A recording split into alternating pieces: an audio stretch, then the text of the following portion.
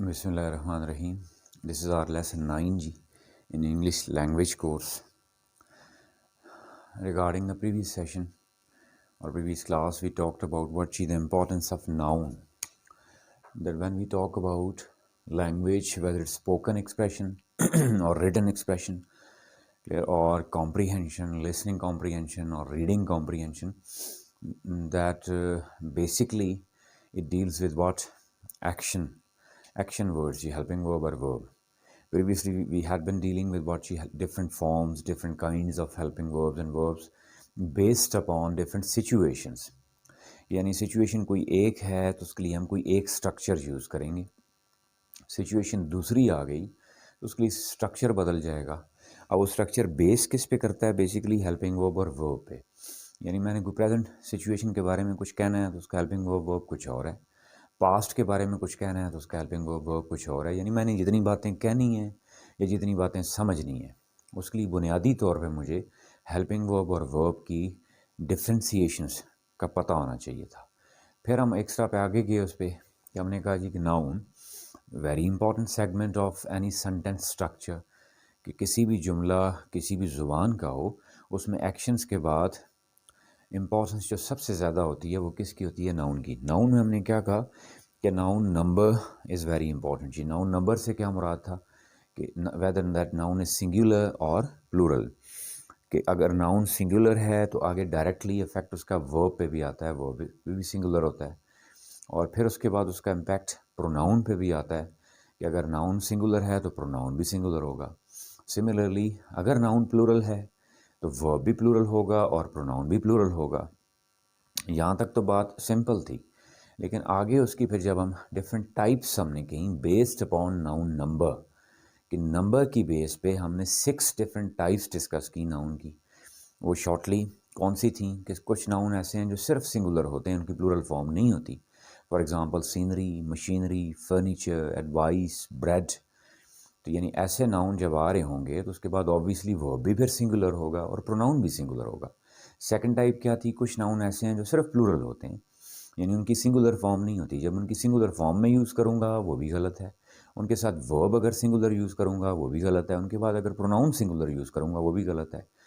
Third type हमने क्या कहा? कुछ नाउन ऐसे कन्फ्यूजिंग होते हैं जिनकी बोथ सिंगुलर और प्लूरल फॉर्म सेम होती है।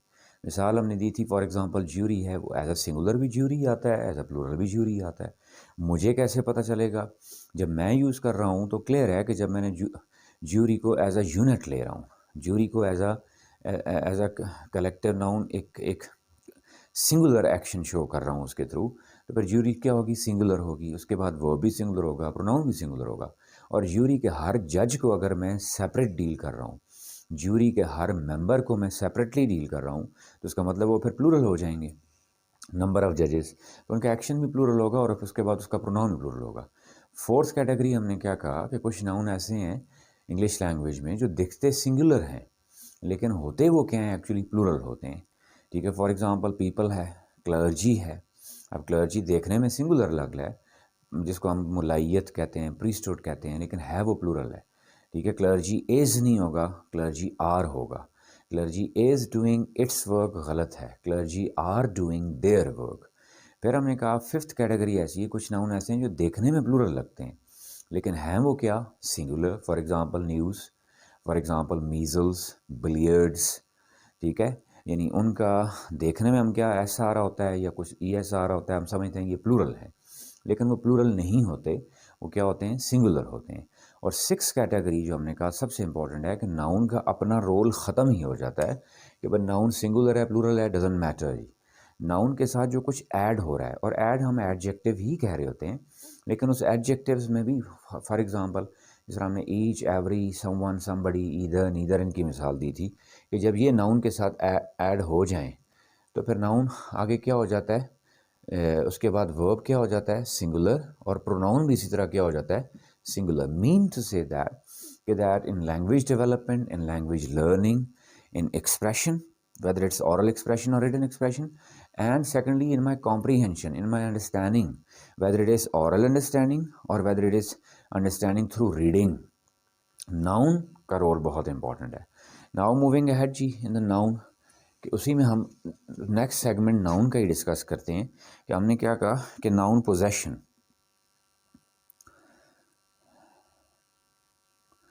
नाउन पोजेशन में हमने क्या कहा कि वे ह्यूमन बींग्स हों तो उसके साथ हम क्या यूज़ करते हैं, अपॉस्ट्रोफी एस जी, मिल्कियत शो करने के लिए। ये नाउन केस में आता है बेसिकली। केसेस हमने कहा था 4 होते हैं, subjective case, objective case, possessive case और वकेटिव केस। उसमें पोजेसिव केस जो था नाउन का, जिसको मिल्कियत के लिए हम कहते हैं, मेरी बुक, ठीक है, प्रोनाउन के तौर पे यूज़ करूँ तो माई इटसेल्फ प्रोनाउन पोजेसिव है, लेकिन नाउन की पोजेशन शो करने के लिए हम साथ क्या यूज़ करते हैं, अपॉस्ट्रोफी एस। फिर इसमें हमने मुख्तलिफ चीज़ें डिस्कस की थी कि अब ये कन्फ्यूजन हो जाती है कि एक तरफ बाज़ का ऐसा आता है प्लूरल करने के लिए, नॉर्मल नाउन को, बॉय है तो बॉयज़ या IESR होता है, ठीक है, एक्टिविटी है तो एक्टिविटीज़, IESR है। सम टाइम हमने क्या कहा कि प्लूरल शो करने के लिए अपॉस्ट्रोफी एस भी यूज़ करते हैं। अब एक अपॉस्ट्रोफी एस मैंने क्या कहा, मिल्कियत के लिए, एक यानी पोजेशन के लिए, पोजेसिव केस के लिए। एक अपॉस्ट्रोफी एस क्या कह रहा हूँ मैं, प्लूरल बनाने के लिए। फॉर एग्जांपल मैंने कहा था कि अल्फ़ाबेट्स के प्लूरल करने हैं तो 4 A's, he got 4 A's in exams, यानी उसने A ग्रेड लिए 4 सब्जेक्ट्स में। I made the group of 5, मैंने 5 बच्चों के ग्रुप बनाए। अब यहाँ पे क्या है, ये किसके लिए यूज़ हो रहा है, प्लूरल के लिए। इसी में फिर हमने उसकी डिफरेंट टाइप्स डिस्कस की थी कि कहाँ पे सिर्फ अपॉस्ट्रोफी आएगा, ऐसा नहीं आएगा, क्लियर। फिर अगर एक से ज़्यादा नाउन सिंगल एंटिटी को रिप्रेजेंट कर रहे हो तो हमने कहा सिर्फ लास्ट के साथ अपॉस्ट्रोफी एस यूज़ करेंगे। फिर अगर डिफरेंट नाउन्स की डिफरेंट पोजेशंस हों तो हर एक के लिए अलग अपॉस्ट्रोफी एस आएगा। और अगर डिफरेंट नाउन्स की एक ही पोजेशन हो तो सिर्फ क्या लास्ट वन के साथ आएगा। यही हमने सारा डिस्कस किया था जी नाउन में। नाउ मूविंग अहेड जी, प्रोनाउन। आज हम किसको डिस्कस कर रहे हैं जी, प्रोनाउन को, कि what's the importance of pronoun in language जी। अब यहाँ एक चीज़ क्लियर कर दूँ कि whenever we talk about pronoun, कुछ ऐसी चीज़ें हैं जो लैंग्वेज में कॉमन होती हैं या सिमिलर होती हैं या उनकी वजह से कन्फ्यूजन्स हो रही होती हैं। उनमें से एक चीज़ प्रोनाउन भी है जो मोस्टली हमें कंफ्यूज करता है, किसके साथ, एडजेक्टिव के साथ। पहले उसको ये समझ लें कि इंग्लिश लैंग्वेज में कोई भी वर्ड है, उसकी जो हम टाइप डिफाइन करते हैं, that is based upon its role, कि हर वर्ड का कोई ना कोई रोल होगा, उस रोल के अकॉर्डिंगली हम उसकी कोई ना कोई टाइप डिफाइन करते हैं। यानी ऐसा नहीं है कि हमने ग्रामर में टाइप पहले डिफाइन कर दी फिर हम उसके अकॉर्डिंगली उसको यूज़ करते हैं, नहीं, बल्कि रिवर्स है, अकॉर्डिंग टू यूजेज उसकी टाइप डिफाइन होती है। मिसाल में दूं, फॉर एग्जांपल जी, आई नीड दैट। अब यहाँ पे मैं कहूँ that is what, a pronoun. और प्रोनाउन कहते किसको हैं, कि जो नाउन की जगह हम इस्तेमाल करते हैं। जब मैं किसी चीज़ की तरफ इशारा करके कहूँ आई नीड दैट, तो उस चीज़ का कोई ना कोई नाम होगा, वो कप होगा, बॉटल होगी, मार्कर होगा, पेन, बुक, कोई चीज़ होगी, उसका कोई नाम है। अगर मैं कहूँ तो उसका नाम क्या है, बुक, उसका नाम क्या है, कप, उसका नाम क्या है, बॉटल। अब मैं जब नाम इस्तेमाल नहीं करना चाह रहा या नाम मैं यूज़ नहीं करना चाह रहा या नाम मुझे पता नहीं है, तो फिर मैं उसकी जगह क्या यूज़ कर दूंगा, कोई और वर्ड यूज़ कर दूंगा। नाम की जगह कोई भी वर्ड यूज़ हो रहा है तो वो क्या हो जाएगा, प्रोनाउन। यहाँ पे अब ये क्या आ रहा है, कौन सा प्रोनाउन है, इशारा करने के लिए, तो हम इसको क्या कह देंगे, ये क्या है, इंडिकेटिव प्रोनाउन। ये ख़ास तौर पे स्टूडेंट्स के लिए कह रहा हूँ जिनके एग्ज़ाम्स में उसका यूजेज जो है वो अकॉर्डिंग टू इट्स रोल होता है, उस पॉइंट ऑफ व्यू से क्लियर कर लूँ। मैंने यहाँ क्या कह दिया, नीड दैट क्या है, इंडिकेटिव प्रोनाउन है। अब इसी की दूसरी की एग्जांपल लिख लें, all that glitters is not gold. हर चमकदार चीज़ सोना नहीं है। एक इडियोमैटिक एक्सप्रेशन है, एक प्रोवर्बियल है, आपने सुना होगा। अब इसमें दैट देख लें, अब फिर वही दैट आया है, लेकिन अब यहाँ पे भी दैट है प्रोनाउन है, लेकिन रोल चूंकि इसका डिफरेंट है, अब मैं इसको इंडिकेटिव प्रोनाउन नहीं कहूँगा, बल्कि ये यहाँ पे क्या बन रहा है, रिलेटिव प्रोनाउन।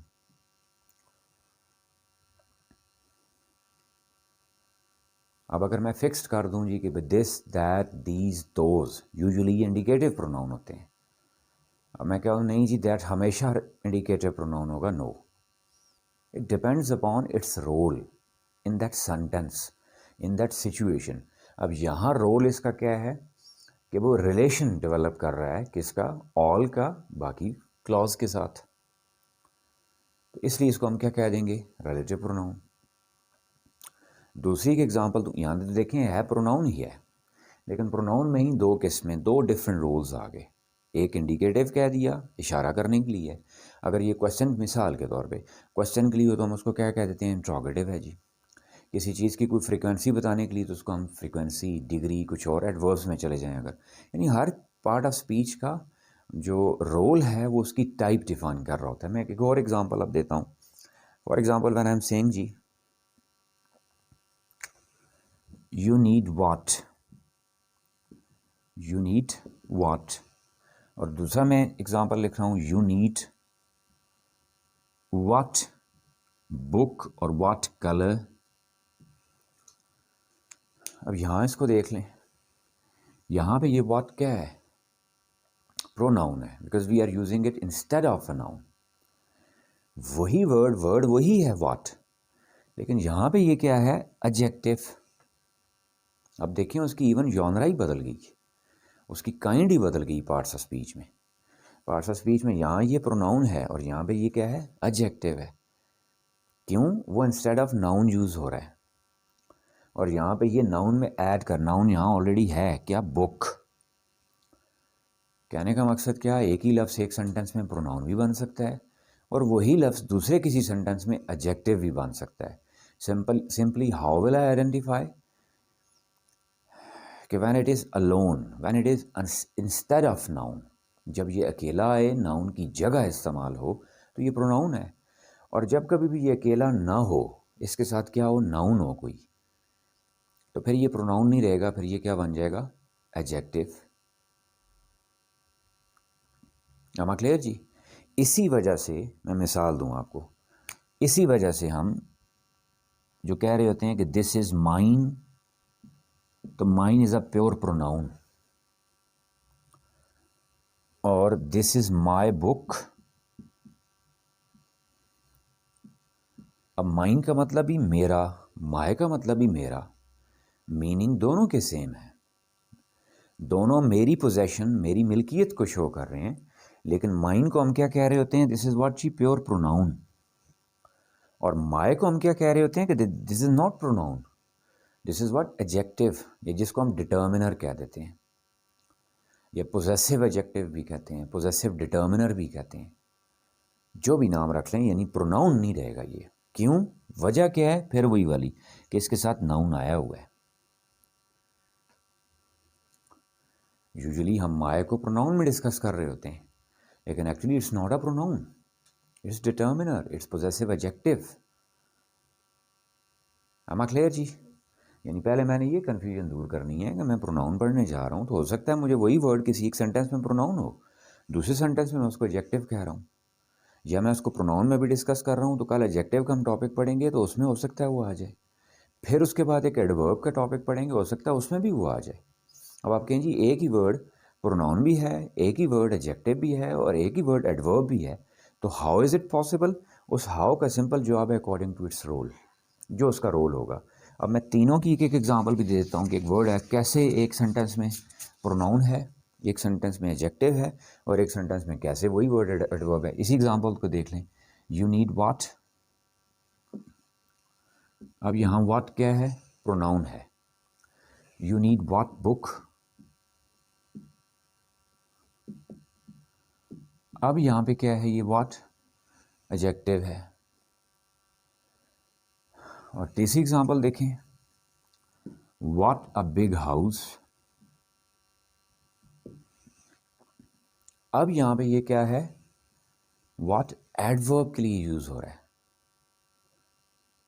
एक्सक्लेमेटरी एडवर्ब के लिए, यानी इस पूरे सेंटेंस के लिए यूज़ हो रहा है, ये पूरी फ्रेज के लिए यूज़ हो रहा है, सॉरी। वही एक वर्ड है व्हाट, प्रोनाउन, वही एक वर्ड व्हाट, एडजेक्टिव, वही एक व्हाट अब क्या आ गया, adverb. What a fool he is. इस एग्जाम्पल में व्हाट ना प्रोनाउन है ना एडजेक्टिव है, बल्कि अब क्या है, एडवर्ब है। तो नहीं, इस कंफ्यूजन को पहले हमने क्लियर कर लिया कि भाई हमने एक फिक्स्ड कोई किसी चीज़ को डिफाइन नहीं कर सकते, किसी की टाइप को, काइंड को, ठीक है, वो किसकी बेस पे होगी, उसका रोल क्या है, ठीक है, उस सिचुएशन में, उस सेंटेंस में उसका रोल क्या है, जो उसका रोल है वो रोल। अब इसको मैं आखिर पे कंक्लूड करूँ तो कहने का क्या मकसद, यानी लैंग्वेज ऐसे नहीं थी कि पहले ग्रामर बनी तो उसके अकॉर्डिंगली लैंग्वेज यूज़ होती रही, नहीं, लैंग्वेज के अकॉर्डिंगली ग्रामर डेवलप हुई। जैसे जैसे लैंग्वेज यूज़ की जाती है, जैसे लैंग्वेज इस्तेमाल की जाती है, उसी को हमने सेट ऑफ रूल्स में कन्वर्ट किया, विच इज़ कॉल्ड व्हाट जी, ग्रामर जी। तो यानी अप्रोच फिर क्या होनी चाहिए कि क्या ग्रामर के थ्रू हमने लैंग्वेज सीखनी है या लैंग्वेज के थ्रू हमारी ग्रामर डेवलप होगी। Obviously second option. जो हमने 9 स्ट्रक्चर्स की वीडियो पढ़ी हुई है जिसमें हमने अप्रोचेस डिस्कस की थी, या हमने क्या कहा था कि लर्न इंग्लिश थ्रू 9 स्ट्रक्चर्स। अगर वो 9 की बात मैंने की थी तो it was there with certain solid reasons, और वहाँ पे ये पॉइंट भी डिस्कस हुआ था कि मोस्टली लैंग्वेज क्यों 12 साल कंपलसरी इंग्लिश पढ़ने के बावजूद इंग्लिश इम्प्रूव क्यों नहीं हो रही होती, कि वहाँ हम क्या करते हैं, हम ग्रामर के थ्रू लैंग्वेज सीख रहे होते हैं। करना हमने क्या है कि हमने लैंग्वेज सीखनी है, ग्रामर ऑटोमेटिकली आ जाएगी। आप कहें जी स्टूडेंट्स के पास वो बेस्ट ऑप्शन या एक लर्नर के पास बेस्ट ऑप्शन क्या होता है, वो दो आपके पास मीडियम्स हैं उसके। एक क्या आपका लिसनिंग का, जो कंपैरेटिवली ज़रा मुश्किल होता है कि when you are listening, clear, some native speaker और some good speaker is using it and you are listening, from that listening you are actually deriving different concepts जी, कि ये बात करनी है तो उसके लिए ऐसे कहना है, क्वेश्चन पूछना है तो उसके लिए हेल्पिंग वर्ब शुरू में ले जाना है, इसी को हम ग्रामर कहते हैं ना। तो ये लिसनिंग, और उसका भी बेस्ट टूल फिर क्या है, थ्रू रीडिंग, जो सबसे इफ़ेक्टिव समझा जाता है L2 लर्नर्स, यानी हमारे लिए जिनकी मादरी ज़ुबान इंग्लिश नहीं है, जो इंग्लिश इम्प्रूव करना चाहते हैं, तो वो किसके थ्रू इम्प्रूव कर सकते हैं, रीडिंग बेस्ट टूल है। क्यों, रीडिंग की हर लाइन में आपको कोई ना कोई ग्रामर का रूल मिल रहा होता है, या उसको मैं आसान ज़ुबान में कहूँ कि हमें एक लैंग्वेज फ्रेम मिल रही होती है। टेक्निकल टर्म्स में उसको क्या कहते हैं, लैंग्वेज फ्रेम। लैंग्वेज फ्रेम का क्या मतलब है, क्वेश्चन पूछना हो तो फॉर एग्जांपल उसमें हेल्पिंग वर्ब शुरू में ले आएंगे जी, ये एक जनरल लैंग्वेज फ्रेम मैंने सीख ली। इसका मतलब मैं किसी भी टेंस में, ठीक है, किसी भी टाइप में, किसी भी काइंड ऑफ वर्ब में जब भी क्वेश्चन पूछूंगा तो मैं स्टार्ट में क्या ले आऊँगा, हेल्पिंग वर्ब। फॉर एग्जांपल मैंने रीडिंग करते वक्त क्या पढ़ा कि is he doing his work, is he doing, ये मुझे एक फ्रेम मिल गई जिसमें मैंने क्या कहा कि मैंने हेल्पिंग वर्ब क्या कर दी है, स्टार्ट में रख दी है, फिर उसके बाद सब्जेक्ट, फिर उसके बाद क्या, वर्ब। अब ये तो क्या है, सिंपल प्रोग्रेशन है ना, सिंपल प्रोग्रेसिव टेंस है, सिंपल कॉन्टिन्यूस टेंस है। अब मैं जब परफेक्ट कॉन्टिन्यूस करूँगा तो क्या करूँगा, मेरे पास ये फ्रेम मुझे मिल गई, इसी फ्रेम में मैं बाकी फिट करता जाऊँगा। कैसे फिट करूँगा, यहाँ इज़ है तो वहाँ क्या आ जाएगा, हैज़ हैव, ठीक है, हैज़ ही बिन डूइंग। इसी को मैं पास्ट में करना चाहूँ तो क्या हो जाएगा, वॉज ही डूइंग। इसी को मैं फ्यूचर में करना चाहूँगा तो क्या हो जाएगा, विल ही बी डूइंग। यानी एक फ्रेम मिली मुझे, उस एक फ्रेम से, ये फ्रेम कहाँ से मिली मुझे, रीडिंग से। उस एक फ्रेम यानी जिसको हम क्या, ग्रामर का नाम, मैं इसलिए ग्रामर का नाम ही नहीं देता, मैं उसको क्या कहता हूँ, स्ट्रक्चर। कि भाई रीडिंग से मुझे एक स्ट्रक्चर मिला, उस स्ट्रक्चर में एक लैंग्वेज फ्रेम थी जिसको मैं जनरली पूरी लैंग्वेज में इंप्लीमेंट कर सकता हूँ। दूसरी छोटी सी मिसाल दूँ कि मैंने क्या लैंग्वेज फ्रेम क्या ली, do it now, do it now, इस काम को अभी करें। अब मुझे लैंग्वेज फ्रेम क्या मिली यहाँ से कि जब भी मैंने इम्पेरेटिव या किसी को कोई काम कहना है तो मैं अब सेंटेंस शुरू ही किससे कर रहा हूँ, वर्ब की फर्स्ट फॉर्म से। अब मैं इसको दूसरी को बात कहना चाह रहा हूँ कि पौधों को पानी दे दें, तो फिर मैं क्या फर्स्ट फॉर्म क्या यूज़ करूँगा, water the plants. Book open करें, ओपन योर बुक। कमरे से चले जाएं, लीव द रूम। उस बंदे को मेरे पास भेजें, सेंड हिम टू मी। अब लैंग्वेज ऑटोमेटिकली बनती जाएगी खुद ब खुद। और ये कैसे बनी कि मुझे एक लैंग्वेज फ्रेम मिल गई, उस लैंग्वेज फ्रेम में एक बात कही गई है, मैं अब उस तरह की और जब भी मुझे बात कहनी पड़ेगी मैं उसको उस पर फिक्स, यानी हमने कहने का क्या मकसद, कि हमने ग्रामर नहीं सीखनी हमने, ठीक है, हमने क्या सीखनी होती है, लैंग्वेज फ्रेम सीख रहे हैं। और लैंग्वेज फ्रेम्स में हमने शुरुआत कहाँ से की कि जी बेसिक चीज़ क्या होती है, हेल्पिंग वर्ब और वर्ब। फिर साथ हमने और क्या ऐड कर दिया, नाउन। आज हम आगे किस पे जाना चाह रहे हैं, प्रोनाउन पे। Am I clear up till here जी। यानी ये बेसिक स्केच क्लियर होना ज़रूरी होता है जी। इसके बगैर क्या कन्फ्यूजन्स हो जाएंगी कि प्रोनाउन जो है वो एडजेक्टिव में मिक्सअप हो रहा होगा, एडजेक्टिव जो है वो एडवर्ब में मिक्सअप हो रहा होगा, कुछ सिमिलर चीज़ें आ रही होती हैं। तो हमने सिंपली उसको उसका रोल देखना है कि उसका रोल क्या है जी। नाउ रेफरिंग टू प्रोनाउन जी, कि पहले प्रोनाउन की सारी टाइप्स का एक छोटा सा चार्ट कर देता हूँ आपके सामने। First person, second person, third person जी। और ये पर्सन किसके अकॉर्डिंगली हम करते हैं, usually in conversation. In conversation the one who is speaking is always considered what जी फर्स्ट। फिर उसमें आगे दो फर्दर कैटेगरीज होती हैं जिसको हम क्या कह देते हैं, सिंगुलर और प्लूरल। फर्स्ट पर्सन में सिंगुलर है तो मैं खुद हूँ, आए। मेरे साथ और लोग मिल जाते हैं तो हम बन जाते हैं, इसको उर्दू में भी मैं और हम। सिंगुलर है तो क्या हो गया, आए, प्लूरल है तो क्या हो गया, वी।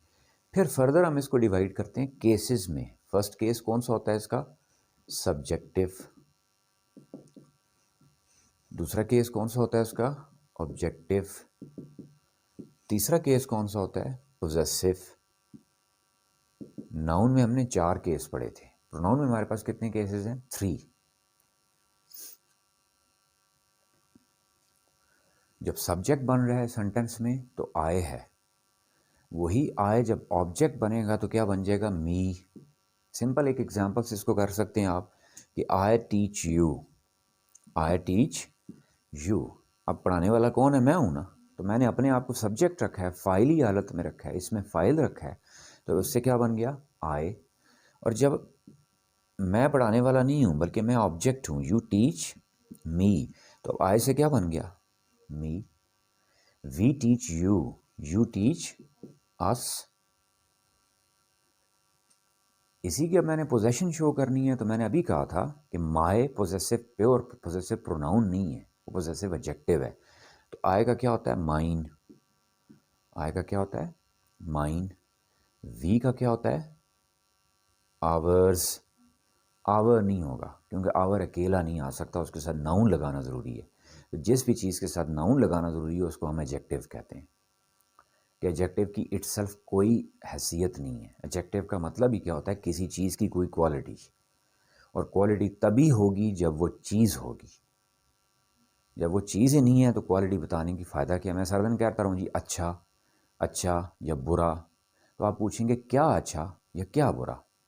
अच्छा लड़का, क्लियर। अब मैंने लड़का साथ गुड बॉय यानी साथ नाउन ऐड करना ज़रूरी है, इसलिए आवर पोजेसिव प्रोनाउन नहीं है, आवर डिटर्मिनर है या पोजेसिव एडजेक्टिव है। प्योर पोजेसिव प्रोनाउन कौन सा होगा, आवर्स। सेकंड पर्सन जी, सब्जेक्ट है तो तब भी क्या होगा, यू। ऑब्जेक्ट है तो तब भी क्या होगा, you. I teach you, you teach me. एक जुमले में मैंने क्या बनाया, सब्जेक्ट। एक में मैंने क्या किया, ऑब्जेक्ट। दोनों जगह यू है। और इसकी पोजेशन शो करनी है तो क्या बन जाएगा, yours. This marker is yours, जब मैंने अकेला यूज़ करना है। और जब यही इसका पोजेसिव एडजेक्टिव बन जाएगा तो क्या होगा, योर। इसी वजह से बच्चों को जब वो कोई एप्लीकेशन लिखते हैं कुछ है तो उसके एंड में मना किया जाता है कि एंड में अपॉस्ट्रॉफी एस नहीं यूज़ करें। योर्स बच्चे ऐसे लिख देते हैं, क्यों। यहाँ एक छोटा सा रूल ध्यान में रख लीजिएगा कि अपॉस्ट्रॉफी एस पोजेशन शो करता है नाउन की। किसकी शो करता है, नाउन की। और हम क्या पढ़ रहे हैं, प्रोनाउन। तो प्रोनाउन का ऑलरेडी अपना पोजेसिव केस है। नाउन का हम पोजेसिव केस नहीं बनाते, नाउन को पोजेसिव बनाते वक्त सिर्फ क्या ऐड कर देते हैं, अपॉस्ट्रोफी एस। इस वजह से यहाँ पे ये जो अपॉस्ट्रोफी लाना है ये नहीं आएगा कभी भी, इस वजह से मना किया जाता है। हाँ, किसी भी प्रोनाउन में अपॉस्ट्रोफी एस नहीं आता एक्सेप्ट वन, एक्सेप्ट वन। ये बच्चों को एग्जामिनेशन पॉइंट ऑफ व्यू से एग्जांपल साथ देता हूँ टिप। इन्हीं के एमसीक्यूज आ रहे होते हैं, सपोज एनएमडी कैट है, बोर्ड एग्जाम है, कुछ और है, कि प्रोनाउन में कभी भी अपॉस्ट्रोफी एस नहीं आएगा सिवाय एक के, सिवाय वन के, वो वन ही है। For example, one should take care of himself नहीं होगा, वन सेल्फ।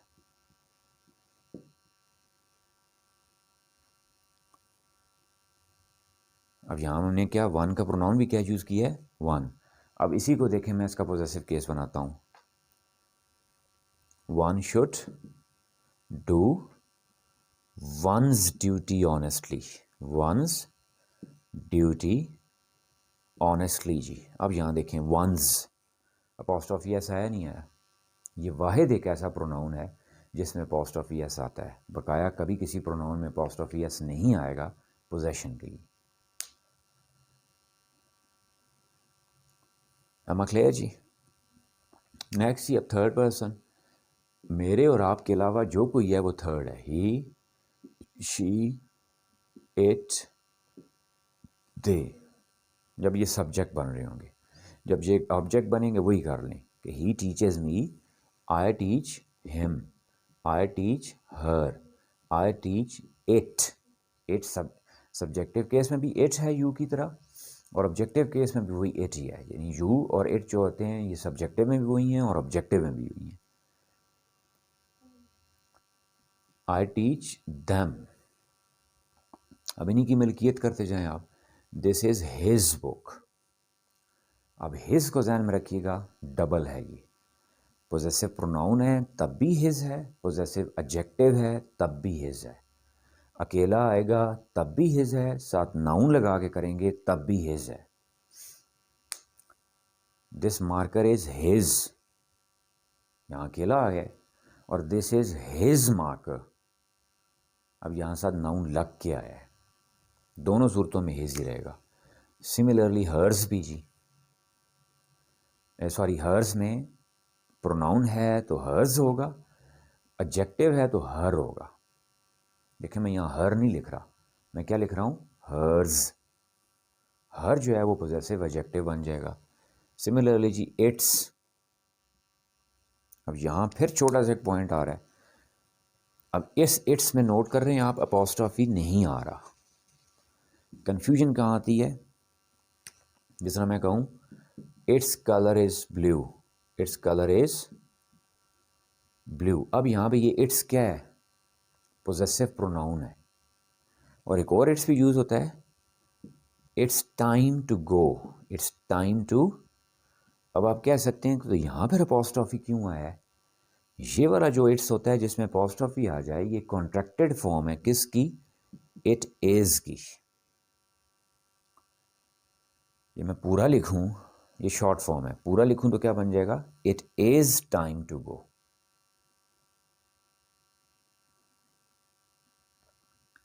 अब इस इट्स में और इस इट्स में फ़र्क रखना है आपने। जब भी आपने पोजेसिव प्रोनाउन यूज़ करना है तो वो ये वाला इट्स यूज़ करना है जिसमें अपॉस्ट्रोफी नहीं आता, और जब भी कॉन्ट्रैक्टेड फॉर्म यूज़ करनी है तो फिर ये वाली है जिसमें अपॉस्ट्रोफी आता है, जो कि इट इज़ की शॉर्ट फॉर्म होती है। ये सम टाइम इट हैज़ की भी यूज़ करते हैं। इट हैज़ की भी कॉन्ट्रैक्टेड फॉर्म क्या है, इट्स।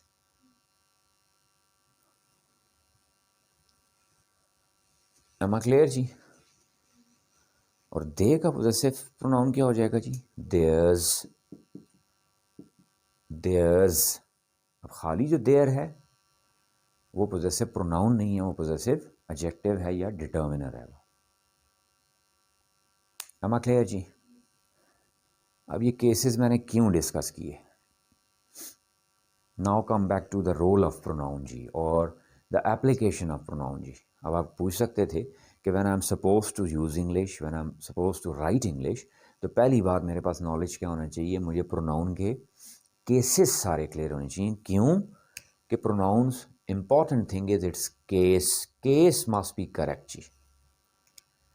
प्रोनाउन का मेन, जिस तरह हमने क्या कहा, नाउन का मेन पॉइंट क्या था, नाउन नंबर, नाउन, बाद में हमने नाउन केस में नाउन पोजेशन भी डिस्कस की, लेकिन नाउन का वन पॉइंट एजेंडा जो सबसे इंपॉर्टेंट रोल है नाउन का लैंग्वेज में, वो नाउन नंबर है, क्योंकि वो लैंग्वेज सेंटेंस में अग्रीमेंट जो आता है वो नाउन नंबर पे बेस करता है। नाउन सिंगुलर है तो वर्ब भी सिंगुलर, प्रोनाउन भी सिंगुलर।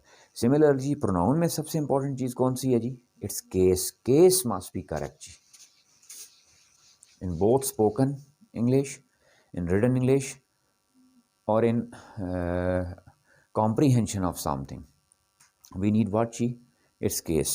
अब मैं तीनों केसेस की एक एग्जांपल देता हूँ. What mistakes do we commit जी? क्लियर, तीनों की एक देख लें आप. सब्जेक्टिव केस की, ऑब्जेक्टिव केस की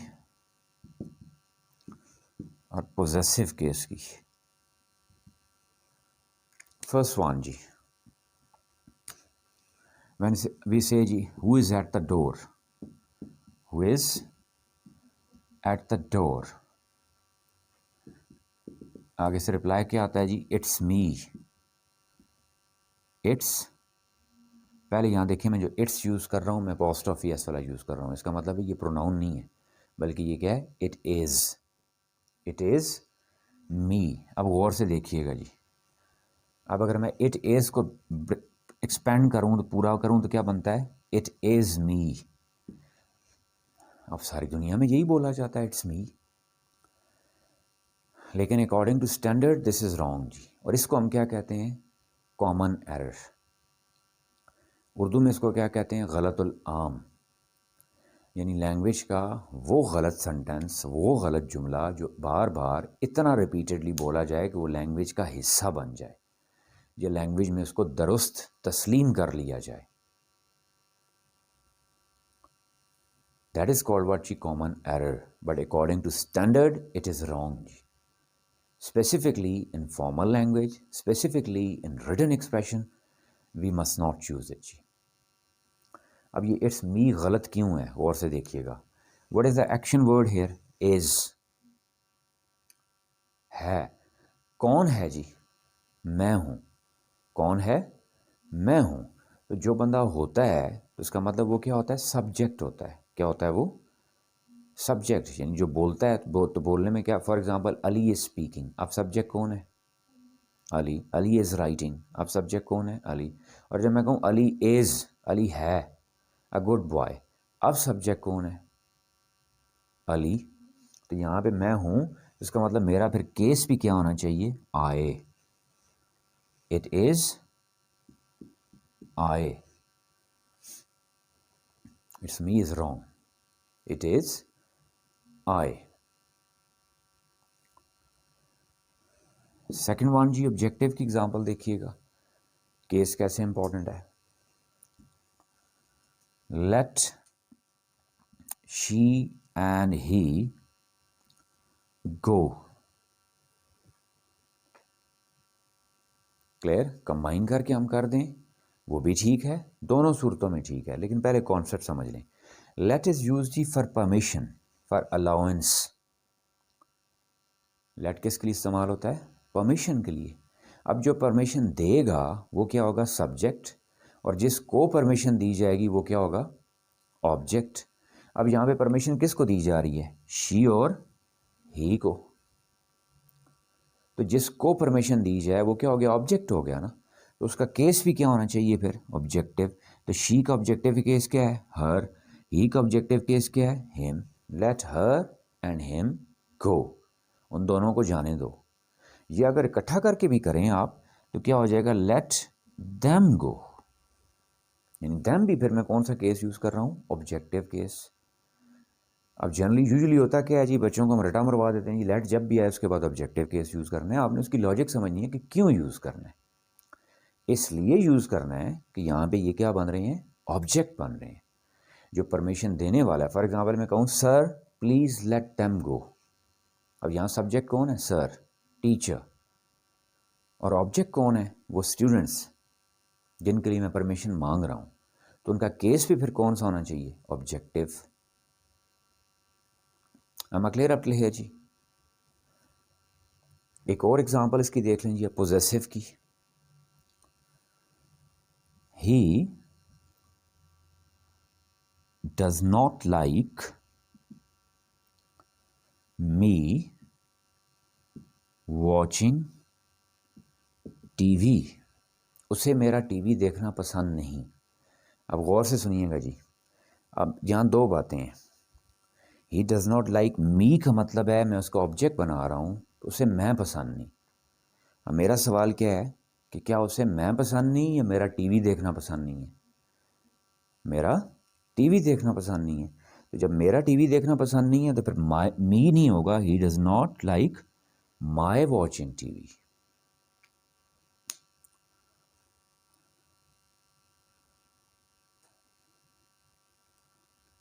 एम क्लियर जी? तीनों एग्जांपल्स क्लियर होगी।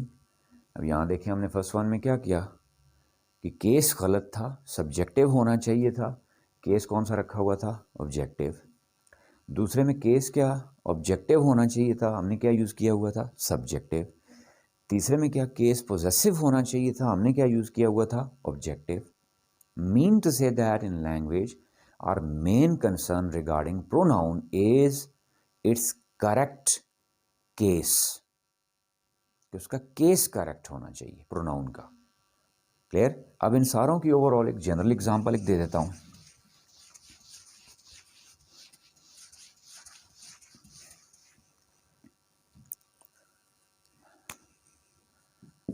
His shirt is better than me। अब मैं जनरली इसको रटा मार के ठीक करूं वो नहीं है, कॉन्सेप्ट क्लियर कर लें पहले। अब लुक एट दिस नाउ जी। बेटर एडजेक्टिव की कौन सी डिग्री है? Second degree. किसके लिए आती है? कंपैरिजन के लिए। फिर आगे देन यूज हो रहा है, THAN, इसको क्या कहते हैं? Comparative than. यानी दो चीज़ें मुझे मिल रही हैं जिससे आइडिया मिल रहा है कि कंपैरिजन इज गोइंग ऑन जी, कंपैरिजन इज बीइंग डन जी। अब जब भी कंपैरिजन हो रहा हो तो कंपैरिजन सेम चीज़ों में होगा या नहीं होगा? क्या मैं बिल्डिंग का कंपैरिजन अपने साथ कर सकता हूँ? नहीं। बिल्डिंग का कंपैरिजन बिल्डिंग से होगा। मौसम का कंपैरिजन मौसम, मैं नहीं कह सकता कि मरी का मौसम एबटाबाद से अच्छा है। मैं क्या कहूँगा? मरी का मौसम एबटाबाद के मौसम से अच्छा है। गॉट द पॉइंट जी? तो अब यहाँ देख लें कि जब हमने कहा कंपैरिजन सेम चीज़ों में होता है, शर्ट का कंपैरिजन किससे होता है? शर्ट से।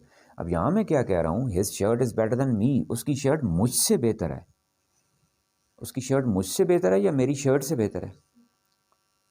एम क्लियर जी? तो क्या हो जाएगा? His shirt is better than my shirt, या better than that of mine, या better than mine.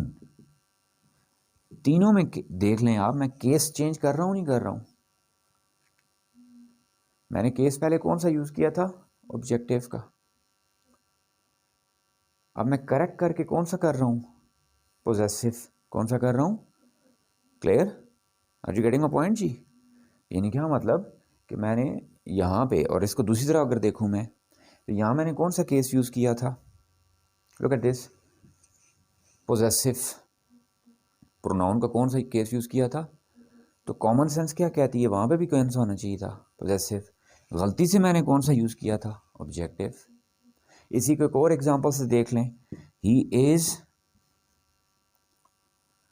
Better than me. He is better than me. अब यहाँ देख लें कौन सा केस है? सब्जेक्टिव। मैं सब्जेक्टिव केस का कंपैरिजन किससे कर रहा हूँ? ऑब्जेक्टिव से। तो करेक्ट क्या होगा? He is better than I am, या I. He is better than I, ये भी ठीक है, या he is better than I am. Got my point जी? That mean to say that from here onwards जी, I'll also focus on pronoun along with verb and noun। पहले मेरे पास कौन सी दो एंटिटीज आई थी? वर्ब और नाउन। आज अगली मैंने कौन सी ऐड कर दी? प्रोनाउन जी।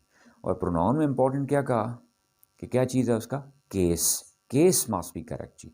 बाकी जो डिटेल्स हैं वो अगली क्लास में इंशाल्लाह हम करेंगे जी। That's all for today.